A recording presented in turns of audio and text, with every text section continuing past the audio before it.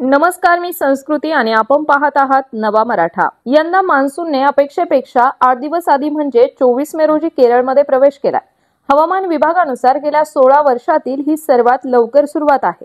2024 मध्ये मान्सून 30 मे रोजी केरळमध्ये दाखल झाला होता। मात्र सुरुवातीला मान्सून देशाच्या किनारपट्टीपासून 40 ते 50 किलोमीटर अंतरावर थांबला होता, पण 23 मेच्या संध्याकाळपासून त्याने पुढे वाटचाल सुरू केली। त्यामुळे अशातच आता पुढील आठवड्यात तो दक्षिण आणि ईशान्य भारतात वेगाने पसरू शकतो। त्यामुळे हवामान विभागानुसार 4 जून पर्यंत तो मध्य आणि पूर्व भारतात पोहोचेल। अहिल्यानगरमधून एक दुःखद बातमी आहे। केबलचे काम करीत असताना विजेचा शॉक बसून एका व्यक्तीचा मृत्यू झाल्याची घटना रेल्वे स्टेशन रोडवरील शिवनेरी चौकाजवळील संभाजी कॉलनी येथील मातोश्री अपार्टमेंट येथे घडली आहे। रमेश प्रेमराज चायाल असे मयतांचे नाव आहे। त्यांच्या या निधनाने सर्वत्र शोककळा पसरली आहे। राज्यातील क्षेत्रफळाने सर्वात मोठा आणि राजकीय दृष्ट्या प्रभावी असलेल्या अहिल्यानगर जिल्ह्याच्या पोलीस अधीक्षक पदाचा कार्यभार आज सोमनाथ घारगे यांनी स्वीकारला। पदभार स्वीकारल्यानंतर त्यांनी सर्व विभागांचा सविस्तर आढावा घेतला आणि पोलीस मुख्यालयात वरिष्ठ अधिकाऱ्यांशी चर्चा केली। यावेळी पोलीस अधीक्षक घारगे म्हणाले की अहिल्यानगर जिल्ह्यात विविध स्वरूपाचे गुन्हे होत असल्याने पोलिसांसमोर मोठे आव्हान आहे। महिला, बालक, ज्येष्ठ नागरिक आणि समाजातील सर्व घटक डोळ्यासमोर ठेवून आम्ही कायदा आणि सुव्यवस्था राखण्यावर भर देणार आहोत। जम्मू काश्मीरमधील तिसवाड सेक्टरमध्ये दहशतवाद्यांशी लढताना वीरमरण आलेले अकोले तालुक्यातील ब्राह्मणवाडा गावचे सुपुत्र संदीप पांडुरंग गायकर यांच्यावर आज शासकीय इतमामात अंत्यसंस्कार करण्यात आले। हजारो ग्रामस्थांनी अश्रुनयनांनी आपल्या लाडक्या जवानाला शेवटचा निरोप दिला। यावेळी जिल्ह्याचे पालकमंत्री राधाकृष्ण विखे पाटील यांनी संदीप गायकर यांच्या पार्थिवावर पुष्पचक्र अर्पण करून श्रद्धांजली वाहिली। यावेळी लष्कराचे जवान, पोलीस प्रशासन आणि विविध अधिकारी मोठ्या संख्येने उपस्थित होते। पुण्यश्लोक राजमाता अहिल्यादेवी होळकर यांचे विचार हे समाजासाठी अत्यंत प्रेरणादायी आणि आदर्शवत असून त्यांचा प्रचार आणि प्रसार होणे आवश्यक आहे, असे भाजपा युवा मोर्चाचे जिल्हाध्यक्ष अक्षय कर्डिले म्हणाले आहेत। तसेच नगर दक्षिण भाजपाच्या वतीने 26 मे रोजी सकाळी 10 वाजता सहकार सभागृहात राजमाता अहिल्यादेवी होळकर यांच्या त्रिशताब्दी दिनानिमित्त विविध कार्यक्रमांचे आयोजन करण्यात आले आहे, अशी माहिती त्यांनी दिली। आज सर्व जिल्ह्यातून भारतीय जनता पार्टीचे व सर्व समाजाचे बांधव या ठिकाणी एकत्र जमलेत। येणाऱ्या 26 तारखेला अहिल्या देवी होळकर यांच्या जयंतीच्या निमित्तानं सकाळी ठीक 10 ते 11 वाजता सहकार सभागृह या ठिकाणी मोठ्या उत्साहात आम्ही अहिल्या देवी होळकर यांची जयंती साजरी करणार आहोत। या संदर्भातच आता आम्ही सर्व अहिल्यानगर दक्षिण जिल्ह्यामधून मोठ्या स्वरूपात भारतीय जनता पार्टीचे सर्व पदाधिकारी तसेच सर्व आमदार, सर्व तरुण मित्रमंडळ, सर्व समाजाचे बांधव एकत्र जमून आता आज आम्ही इथं निवेदन करत आहोत की येणारी 26 तारीख ही आपल्या सर्वांसाठी अत्यंत महत्त्वाची आहे। कारण की 31 तारखेला देशाचे पंतप्रधान मोदी साहेब, त्याचप्रमाणे आपल्या महाराष्ट्राचे मुख्यमंत्री फडणवीस साहेब व सर्वच भारतीय जनता पार्टीचे प्रदेश, महाराष्ट्र, संपूर्ण भारत देशातून चोंडी या ठिकाणी जिथं अहिल्या देवींचं जन्मस्थान आहे या ठिकाणी मोठा जयंतीचा उत्सव होणार आहे। आणि तत्पूर्वी आम्ही 26 तारखेला नगर दक्षिणच्या वतीने कार्यक्रम मोठ्या स्वरूपात साजरा करतोय आणि यासाठीच आजची बैठक होती।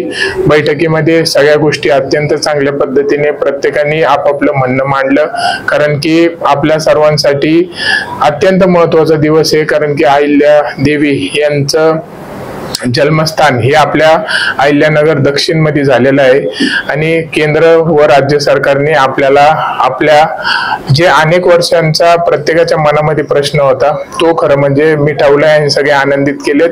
या निर्णयावरून की आपल्या जिल्ह्याला अहिल्या देवींचं नाव दिलं ही सर्वात मोठी गोष्ट आहे आणि त्यामुळेच खरं म्हणजे महाराष्ट्रात नाही तर भारत देशात सगळ्यात चांगला कार्यक्रम कुठं झाला पाहिजे तो जिथं जन्मस्थान आहे म्हणजे आपल्या नगरमध्ये हा कार्यक्रम अत्यंत चांगला झाला पाहिजे। याकरिताच या सगळ्या गोष्टींचे आम्ही प्रयत्न करतोय। जो पक्षाकडून आम्हाला आदेश आलाय की वेशभूषेचा कार्यक्रम, त्यानंतर महिला ज्या समाजामध्ये चांगलं काम करतात त्यांचा गौरव, जे विद्यार्थी आता आपण 10वी 12वीची परीक्षा झाले त्यांचा गौरव, जे विद्यार्थी गेले अनेक वर्षांपासून MPSC UPSC परीक्षेची वाट पाहून चांगल्या प्रकारे उत्तीर्ण झालेत त्यांचा गौरव, म्हणजे असा आमचा एकूण एक अत्यंत चांगला कार्यक्रम करायचा प्रयत्न आहे आणि तो नक्कीच येणाऱ्या 26 तारखेला आपल्याला बघायला मिळेल। सगळ्यांना एवढीच हात जोडून विनंती आहे की आपण जो हा व्हिडिओ पाहताय यांनी पण येणाऱ्या 26 तारखेला ठीक 11 वाजता सहकार सभागृह नगरमध्ये आपण मोठ्या संख्येने संपूर्ण नगर दक्षिणच्या वतीने कार्यक्रम आहे। त्यामध्ये नगर तालुका, राहुरी, पाथर्डी, श्रीगोंदा, पारनेर, शेवगाव, कर्जत, जामखेड या ठिकाणाहून मोठ्या संख्येने आपण जमा व्हावा ही विनंती करतो आणि आपल्या सर्वांच्या वतीने अहिल्यादेवी होळकर यांना विनम्र अभिवादन करतो। नालेगाव परिसरातील श्रद्धास्थान असलेल्या श्री पावन हनुमान मंदिराजवळील गाडगीळ पटांगणाचे काँक्रिटीकरण लवकरच पूर्ण करण्यात येणार असल्याचे आश्वासन आमदार संग्राम जगताप यांनी दिले आहे। तसेच या परिसरात हनुमान जयंती, हरिनाम सप्ताह तसेच नागरिकांचे कौटुंबिक कार्यक्रम सातत्याने होत असतात। मात्र सध्या महापालिकेच्या माध्यमातून ड्रेनेज लाईनचे काम सुरू असून त्यासोबतच रस्त्यांचे काँक्रिटीकरण देखील सुरू आहे। या पार्श्वभूमीवर गाडगीळ पटांगणातील संपूर्ण मोकळ्या जागेचेही काँक्रिटीकरण करण्यात यावे अशी मागणी स्थानिक नागरिकांनी केली आहे। आता आम्ही संग्राम भाईंकडे आलो होतो की आमच्या गाडगीळ पटांगणाचे काँक्रिटीकरणचं काम चालू आहे, त्यातला अर्धाच रस्त्याचं काँक्रिटीकरण करणार होते, पण संग्राम भाईंना आम्ही आता निवेदन दिलं दोन्ही साईडचं, त्या गाड्याच्या साईडचं, मंदिराच्या पाठीमागचं आणि इकडलं कवडे घर ते चितळे सरांच्या घरापर्यंत सगळं काँक्रिटीकरण हे आता संग्राम भाईंच्या मार्फत आपण ते करून घेणार आहे। भाईंनी आम्हाला आता शब्द दिला की सगळं गाडगीळ पटांगण तुम्हाला काँक्रिटीकरण करून देतो असं आम्हाला आश्वासन देऊन आम्ही आता भाईंना निवेदन दिलं। आज आम्ही अहमदनगर शहराचे सन्माननीय आमदार संग्राम भैया यांना एक निवेदन देण्यासाठी आलो होतो।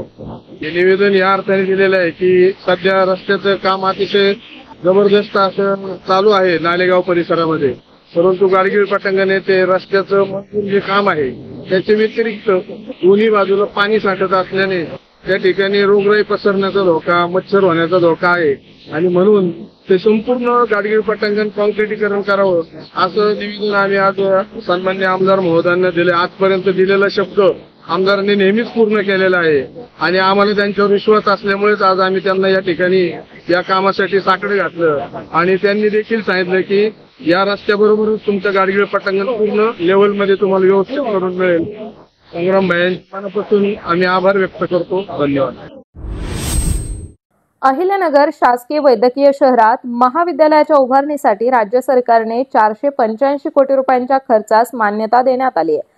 महाविद्यालयात जागा उपलब्ध होईपर्यंत हे शासकीय महाविद्यालय जिल्हा रुग्णालयाच्या ठिकाणी ताबडतोब सुरू करण्यात येईल असे महाराष्ट्र राज्य विधान परिषदेचे सभापती राम शिंदे यांनी सांगितले। तसेच शहरातील विविध प्रश्न आणि जनतेच्या समस्या सोडवण्यासाठी प्राधान्य देण्यात येईल असे आश्वासन देखील देण्यात आले आहे। अहिल्यानगर जिल्ह्यातील कर्जत येथील प्राचीन दक्षिणमुखी हनुमान मंदिराच्या परिसरात अतिक्रमण वाढत चालल्याने मंदिराचे पावित्र्य धोक्यात आले असून भाविकांना दर्शनासाठी मोठ्या अडचणींना सामोरे जावे लागत आहे। स्थानिक नागरिकांनी या अतिक्रमणाविरोधात आक्रमक पवित्रा घेतला आहे। मंदिर परिसरातील अतिक्रमण तातडीने हटवावे या मागणीसाठी शशिकांत बोंगाने, त्यांच्या पत्नी स्वाती बोंगाने आणि शुभम माने यांनी 14 मे पासून जिल्हाधिकारी कार्यालयासमोर आमरण उपोषण सुरू केले होते। या उपोषणामुळे परिसरात खळबळ निर्माण झाली आहे। हे आंदोलन आमदार संग्राम जगताप यांच्या नेतृत्वाखाली पार पडले। या आंदोलनाच्या पार्श्वभूमीवर अखेर जिल्हाधिकारी पंकज आशिया यांच्या अध्यक्षतेखाली जिल्हाधिकारी कार्यालयात अतिक्रमणाच्या प्रश्नावर बैठक घेण्यात आली। या बैठकीत आंदोलनकर्ते, लोकप्रतिनिधी आणि प्रशासन यांच्यात संवाद झाला।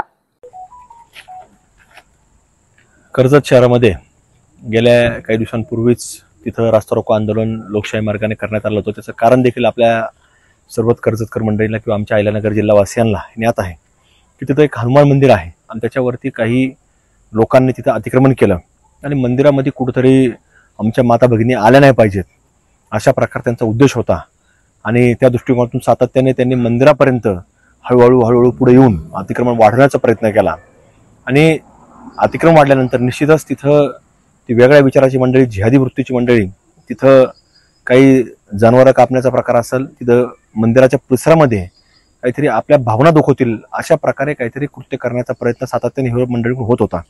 म्हणून तिथली काही मंडळी आमची सकल हिंदू समाजाची इथं जिल्हाधिकारी कार्यालय नगर शहरामध्ये असल्याकारणाने इथं त्यांनी उपोषण सुरू केलं आणि आज जिल्हाधिकारी महोदयांनी त्याच्यावरती सविस्तररित्या एक बैठक आयोजित केली आणि बैठकींकरता सर्व आमच्या उपोषणकर्त्यांना देखील निमंत्रित करण्यात आलं आणि त्याच्यामध्ये त्यांनी सकारात्मक भूमिका घेतल्यामुळं कुठेतरी आज त्याच्यामध्ये कायदेशीर बाबी देखील पूर्ण केल्या जातील अशी त्यांनी ग्वाही दिली आणि हे जे तिथं असणारं अतिक्रमण आहे किंवा सरकारी जमीन आहे त्याच्यावरती शासन योग्य त्या प्रकारे निर्णय घेईल आणि उर्वरित अतिक्रमण हे काढण्याचे देखील निर्देश हे जिल्हाधिकारी महोदयांनी दिल्यामुळं आज आमचे सर्व उपोषणकर्ते असतील, आमचे हिंदू समाजाचे लोक असतील, त्यांनी ते समाधान व्यक्त केलेलं आहे आणि निश्चित पूर्ण अतिक्रमण जोपर्यंत निघत नाही तसं आमच्या सर्व हिंदू संघटनांचा त्याला असणारा जो काही पाठपुरावा आहे हा आमच्या वतीनं निश्चित रूपानं केला जाईल.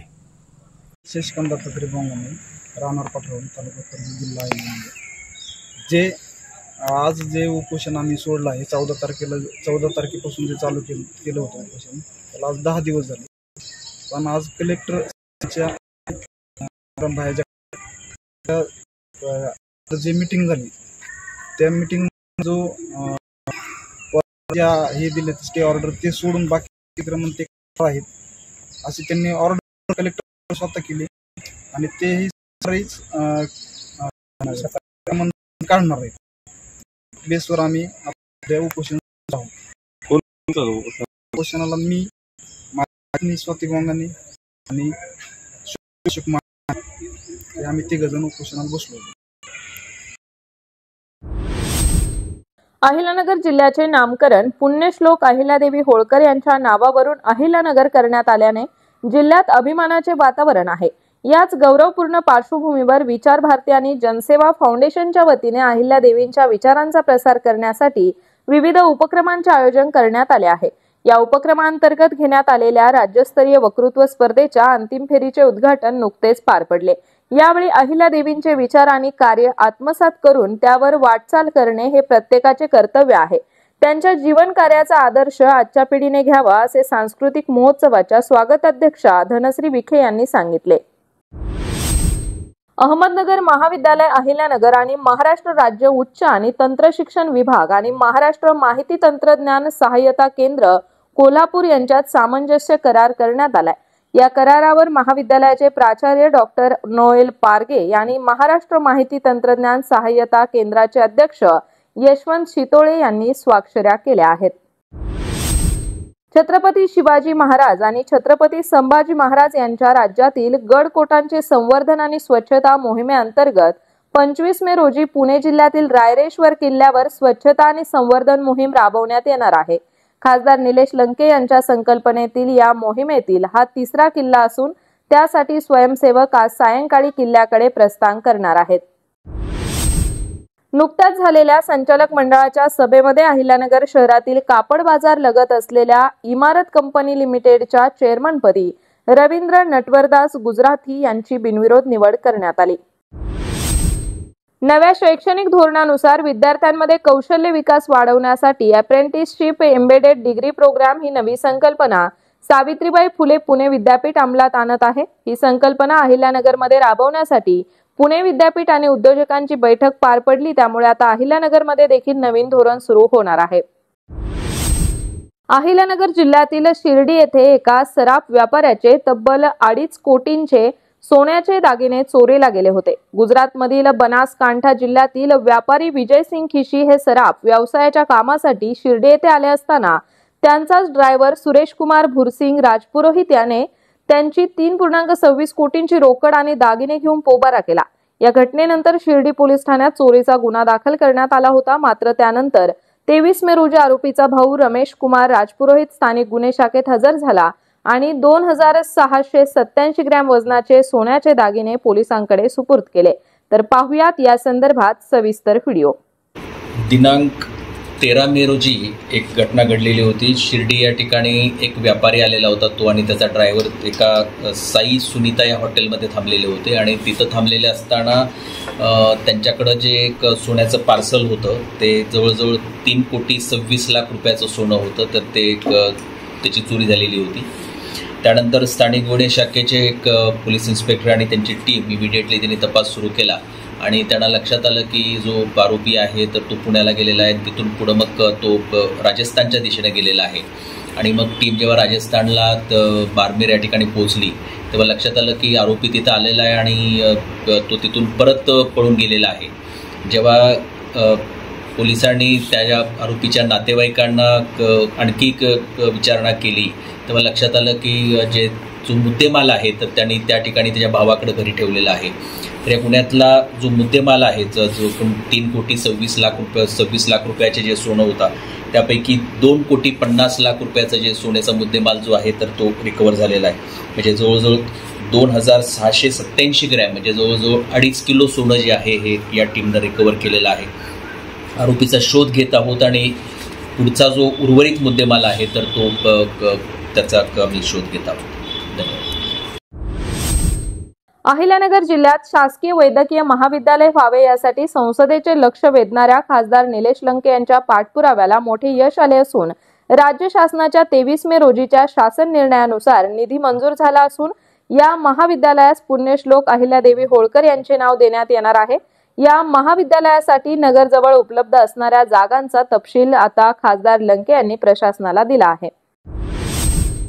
वसंत टेकडीतील डॉक्टर नाज पाऊल बुद्धे विद्यालयाचा विद्यार्थी ओम घनश्याम सानप यांनी खेलो इंडिया बीच गेम स्पर्धेत अहिल्यानगरचा मल्लखांबपट्टू म्हणून भाग घेत पुरलेला मल्लखांब, टांगता मल्लखांब तसेच दोरीवरील मल्लखांब या प्रकारात ओमने उत्कृष्ट कामगिरी करून द्वितीय क्रमांकाचे विजेतेपद मिळवले आहे.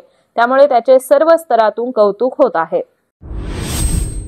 कर्जत तालुक्यातील राक्षसवाडी बुद्रुक ग्रामपंचायतचे पाणीपुरवठा कर्मचारी कैलासवासी दादासाहेब झुंबर श्रीराम यांनी कोविड काळात आपले कर्तव्य बजावत असताना प्राण गमावले. राज्य शासनाने जाहीर केलेल्या रुपयांच्या 50 लाख सानुग्रह अनुदान योजनेचा धनादेश विधान परिषदेचे सभापती राम शिंदे यांच्या हस्ते त्यांच्या कुटुंबियांना देण्यात आला.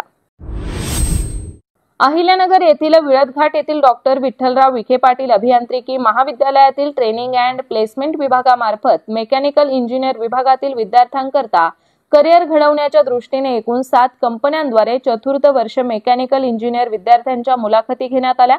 या मुलाखतीत मेकॅनिकल इंजिनिअरिंग विभागातील एकूण 28 विद्यार्थ्यांची निवड करण्यात आली आहे. अहिल्यानगर शहरातील अल करम हॉस्पिटल या सेवाभावी वृत्तीने चालवल्या जाणाऱ्या हॉस्पिटलसाठी जिल्ह्यातील उर्दू शिक्षकांच्या वतीने 5,90,000 रुपये तसेच उर्दू साहित्य परिषदेचे जिल्हा उपाध्यक्ष के खान यांच्यातर्फे 75,000 रुपये असे 6,65,000 रुपयाची देणगी नुकतीच देण्यात आली असल्याची माहिती अहमदनगर जिल्हा उर्दू साहित्य परिषदेचे जिल्हाध्यक्ष आणि शिक्षक बँकेचे माजी चेअरमन सलीम खान पठाण यांनी दिले आहे. तर अशाच माहितीपूर्ण बातम्यांसाठी चॅनलला सबस्क्राईब नक्की करा.